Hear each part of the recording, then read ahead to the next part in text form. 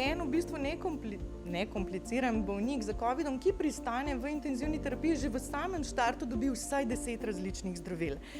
Tukaj so zdravila za zdravljenje samega covida, potem pa še zdravila, ki jih bolnik potrebuje zaradi tega, ker je v intenzivni terapiji. Seveda pri bolnikih imajo pa še pridružene bolezni, lahko prihaja do dodatnih komplikacij v poteku samega covida, tako da nekateri dobivajo tudi po 25, morda tudi 30 različnih zdravil.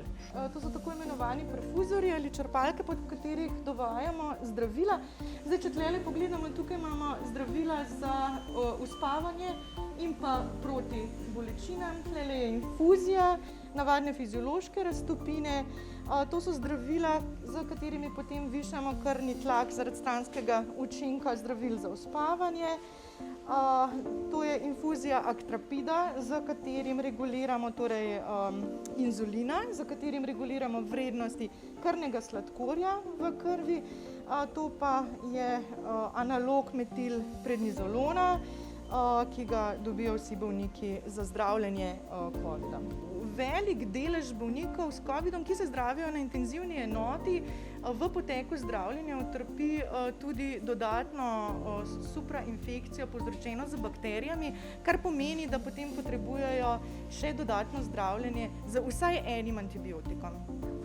Seveda pa ne smemo pozabiti tudi na ostale zadeve. Naši bolniki se ne morejo hraniti na usta, tako da jim moramo v bistvu dovajati tudi hrano, kot sem rekla, vkolikor pride pa do nekih dodatnih zapletov, recimo da bolniki ne lulajo dovolj, moramo pa dodajati potem tudi zdravila za stimulacijo. Torej vsa ta zdravila imajo stranske učinke, lahko tudi neželene, zelo nevarne stranske učinke.